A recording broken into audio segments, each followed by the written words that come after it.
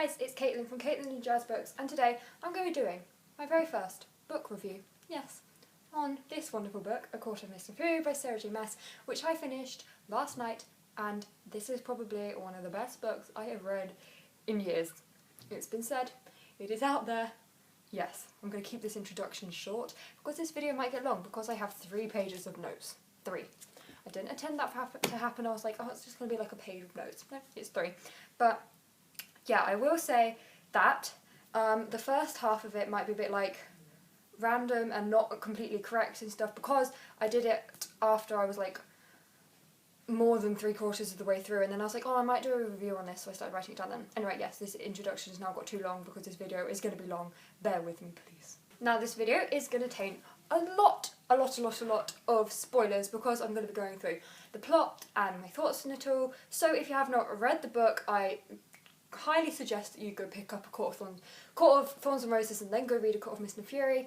But for non-spoilers, if you want reasons to read it, it is absolutely amazing. I gave it 5 out of 5 stars, never read anything like it, definitely my favourite books of her so far, and that's all I can really say for non-spoilers. Go read it. Okay, so now that I'm left with all the amazing people who have read this book, I'm just gonna dive right in with my list. The first thing that I've got written on my list is Tamlin and Feyre. In this lovely little book here, Court of Thorns and Roses, I really shipped Tamlin and Feyre, and I hated Rhysand, however the hell you say it. I say Rhysand and then I say Rhys, so it's probably Rhysand. But anyway, I hated Rhys, I loved Tamlin and Feyre, and I was like, ugh, Rhys, go away, I don't like you, Tamlin and Feyre forever. So going into this one, obviously they were still together, and there was a really saucy bit right at the beginning that I was not expecting that early on, and I was like, yes, I ship it. But then it's sort of like, as it evolved in the beginning, Tamlin just got annoying. Like, he was locking Feyre up, not letting her outside when it was clearly killing her, and he was just like, if you loved her, you'd let her go out. Like, protecting her. It's more like protecting yourself. Anyway, yeah, he started to annoy me, and so my feelings for him just started to increasingly drop. And Lucian too, whom I didn't particularly love in the other one. I don't know, I feel like he's sort of just a character who's there. You get me? He's just there. And he was sort of like protecting Feyre too, because that's what Tamlin wanted. And I was like, Lucian, you've got your own brain. You can see that it's killing her. You realise that it's killing her, so just let her out. Go against his orders. He will forgive you. But no, he didn't seem to be able to do that. And it really annoyed me. And I was like, bleh, bleh. And Feyre, I was like, oh, Feyre, darling. Rhys. Yep, okay. I'm actually like in love with him right now anyway. And it was like, oh, it killed me. Anyway, and then we got onto like the wedding. And this again, because I was really liking him at this point, I was like, yes, wedding, yes. And I was like, yeah, even though she obviously didn't want to do it. And that was kind of making me sad. But then Rhys appeared and I was like, why are you here? I was like, get out. I didn't ask for you to be here. I don't like you. Why are you ruining this? But like, now that I've read the whole thing, like with hindsight, I can see why he did it, and it makes me really happy that he did do it. But she was calling for help, like for him to help her, which I didn't really grasp onto when I read it, but then I grasped onto it the next time that it happened. And I was like, oh, why are you calling up the bargain now? They're about to get married. You're breaking up my ship. Boy, was I wrong. I was so wrong. And then we arrive at Rhysand's little place in the world, which was like a home in the Night Court, or the whatever it's called, wherever the hell it was. I don't really know. The places really confused me. Also, the map is quite obviously Great Britain. And it makes me really unhappy because I am basically bang on Feyre's village, so I'm not in here. I'm down here, in the mortal realms. Anyway, we arrived at his place. I was confused as to where it was because I have no idea about her lands and who everyone is. I just sort of go with it as it goes on. And it's like, Feyre doesn't like him at this point, so I don't like him at this point. And the whole time I was like, ugh, just get back to Tamlin, like, just skip, and I was like going through it as quickly as I can. And then it was like he was helping her, and I'm like, why are you helping her? Just like leave her be. And then that was basically all that we got out of the first one. Still didn't like him then, didn't make me like him anymore, didn't make me hate him any less, but still didn't like him. And then we left, and we went back to Tamlin, and then Tamlin was all like, let me give you a hug, and I was like, yeah. And then I felt bad for Tamlin, because obviously he'd been, like, waiting or whatever for her, and whatever he was doing, like, moping around, not trying to help her or anything, which, I mean, if he really loved her, let's be real, he would be doing anything to get her back. But when she arrives, he's just in his little study, like, not doing anything. So, I mean, does he really love her? Does he really love her? Alright, and now I'm just going to skip a bit at that house because I don't remember what happened at the spring court because I wasn't... We read it like 4 days ago, and it sort of went out of my mind because everything that happened at the end of the book completely like blew everything else out of the water. But anyway, then he locked her up again, and I was like, Tamlin. This is why she was going to say no to you at your wedding, because you keep locking her up. And then he locked her up again. And then when she was calling for help, this is when it clocked in my head. I was like, okay, Rhysand's going to come. Rhysand's going to come because he came last time when she called for help. And lo and behold, Rhysand came, and I was like, ugh, why are you here? Like, go away. I don't want you here. Bye. But then she went with him, and then we go to Rhysand's land of the place, which no one knows exists, which is quite cool. I don't know what it's called because I cannot remember because my memory is really bad. We go to Rhysand's little land and we meet all of his like little group, and may I just say I love them all. Moore is amazing. Asriel, is that how you say it? And Cassian, they're both bae. And yeah, his whole gang is really cool, and where he lives, where he's running is really good because it's like peaceful, if you get what I mean. Because everyone views Rhysand as being so like nightmarish, but he's so peaceful, and it's like opposites. Oh, I just love him. I love him. Anyway, I'll get into that. I will get into that. One thing I did like about Rhys though, is his banter.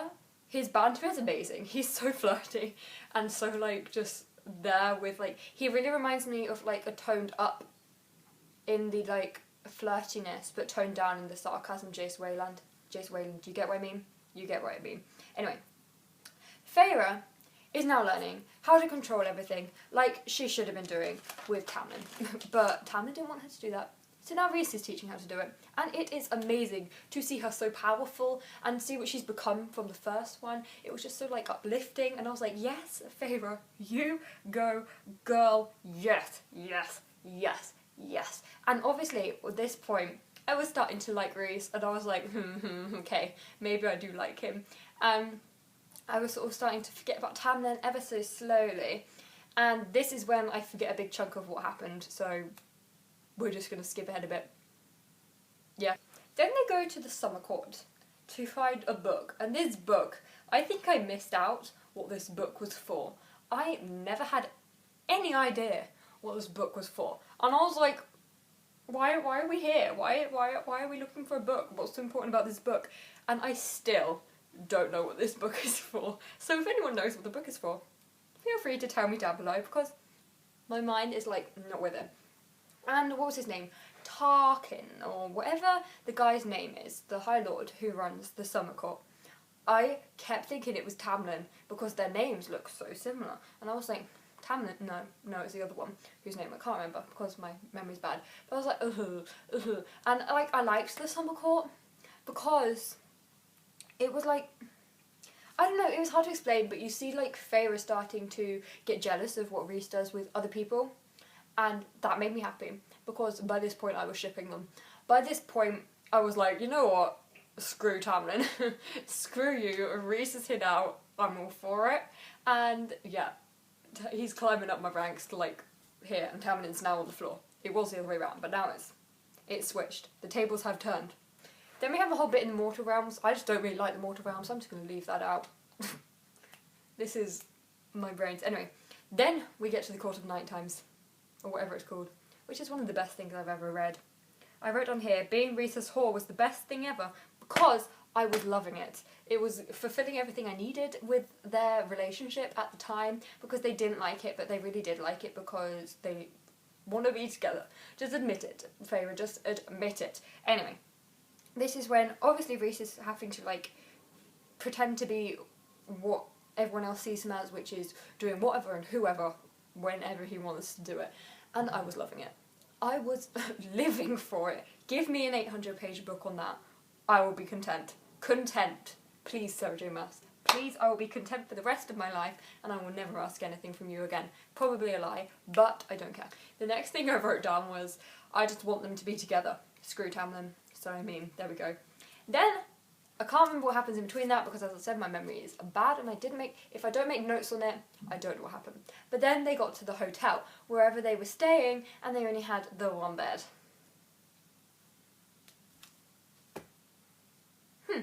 What goes down in that bed? Again, was something that I was like, okay. Sarah J Maas does good sexual stuff. Let's just say that she's really good at writing it, which is weird because I would just find it awkward to write. Really awkward to write and I wouldn't be able to do it well. But she does it really well. And I was loving it. Well, I say loving it, that sounds weird to say. I was sitting there like, this is what I want with those two, if you get what I mean.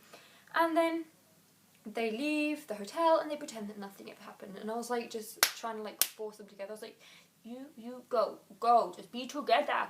And then Rhys gets injured. And I was like, this is what I was thinking, right? I bet they are going to hook up and then either one of them's going to get injured or Feyre's going to get taken back to the Spring Court. Lo and behold, Rhys got injured with one of those little arrow things which has got that poisoning to them in it. And then Feyre goes off to go and help him. She goes and finds that little creature thing, which name I can't remember, who is like who gives her answers and stuff. So she asked about how to fix him, blah, blah, blah, blah. I was like, okay, cool. And then I sort of skim read as they were like, your mate, blah, blah, blah, blah, blah. And then she was like, am I what? And I was like, yeah, her what? And then he was like, your mates. And I was like, hold up. Mates? Threw the book across the other side of the room, started screaming because this is all I wanted. All I wanted. Because think about it, if they're mates, they can't break up, right? They can't. So they're together forever now. My notes here have just gotten to the point now of what my brain was doing, and it's a bit weird. Oh, before the Rhys getting injured thing, it was Lucien and his little hooligans coming to try and take Feyre back, and I was like, go away. Anyway, that being said, then Feyre went off sulking, and I was like, Feyre, you love him, just go for him. Like, you are mates. Just go for him. And she was going off sulking, and I was like, not what we want. Not what we want. And then Moore came, and Moore wasn't telling Rhys where she was, and I was like, Moore, just tell him, she'll forgive you. Anyway, and then there was a knock on the door, and she thought it was Moore, and it was Rhys. And my heart, by this point, was like, yes. And then they were talking about it, and then she forgave him, and then she offered him food. Can I just say, this whole food thing was absolutely stupid. The whole, like, offer me food thing, and that's, like, a really high respected or, like, a really important. I was like, shut up. It's food. And then we get to his story about how he knew they were mates. And this made me cry so much. It was like, he's a little cinnamon bun who needs protecting. And it was the fact that he was willing to let her go if it meant that she was happy just shows like the stark contrast between him and Tamlin as to what Tamlin does later on. Rhys, if she is happy, is willing to let her go. Tamlin, even if she's happy, is not going to let her go and do what she wants to do. It's just not going to happen. And that stressed me out so much. But I was crying because of his story, and I was like, oh my god, Rhys.